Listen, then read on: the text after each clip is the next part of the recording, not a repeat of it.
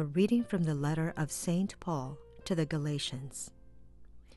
I want you to know, brothers and sisters, that the gospel preached by me is not of human origin, for I did not receive it from a human being, nor was I taught it, but it came through a revelation of Jesus Christ.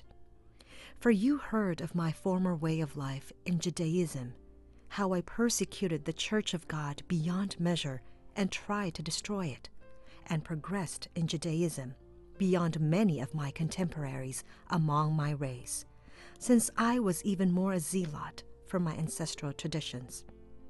But when God, who from my mother's womb had set me apart and called me through his grace, was pleased to reveal his Son to me, so that I might proclaim him to the Gentiles, I did not immediately consult flesh and blood, nor did I go up to Jerusalem to those who were apostles before me. Rather, I went into Arabia and then returned to Damascus. Then, after 3 years, I went up to Jerusalem to confer with Cephas and remained with him for 15 days. But I did not see any other of the apostles, only James, the brother of the Lord. The word of the Lord. Our second reading this Sunday is taken from the letter of St. Paul to the Galatians. We have been reflecting on life. Yes, a gift of God, but it is a gift that is meant to be lived for others. Life for others. In the first reading from the first book of Kings, Elijah, through his prayer to God, the source of life, was able to perform a miracle. The dead son of a widowed mother, was brought back to life thanks to Elijah's prayer and his action of stretching his body over the lifeless body of the boy. But how significant it is. After being restored to life, the boy was given by Elijah to his mother, as though telling him, hey, your life is not for you.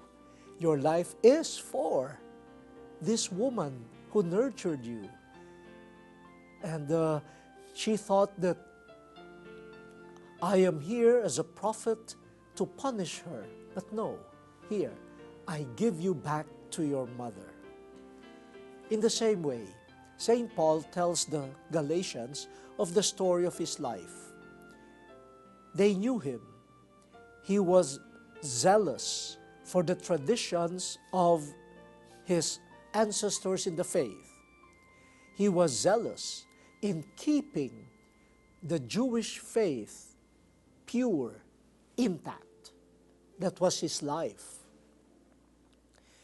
Unfortunately, according to St. Paul, because of that zeal, he persecuted the church.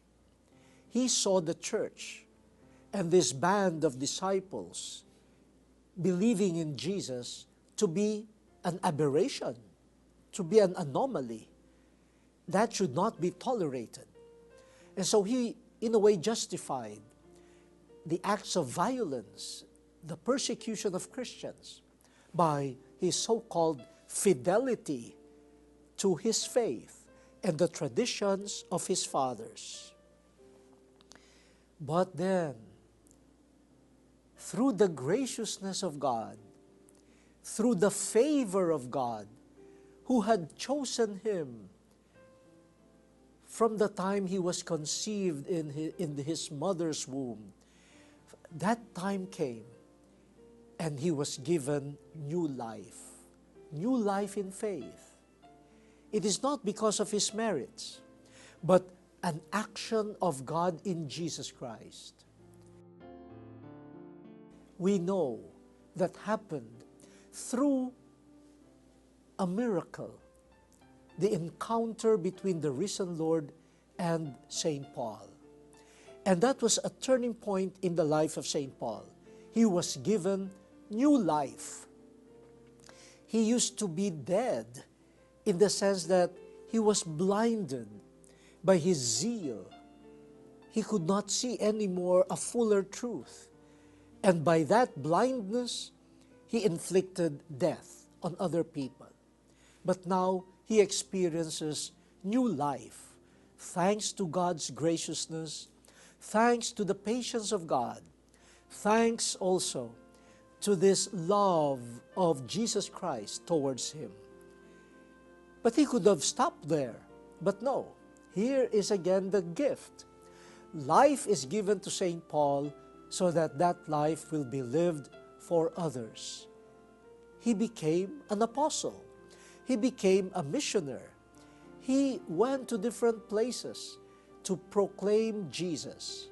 And he even went to Jerusalem, spent time with Peter, so that his teaching could match the teachings of the original eyewitnesses of Jesus.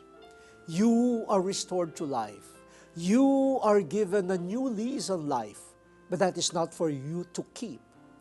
Just like St. Paul, whenever there is a resurgence of new life, that means, oh, you are being sent. You are being sent to others. That new life in God is a gift of God for others. Go, be an apostle.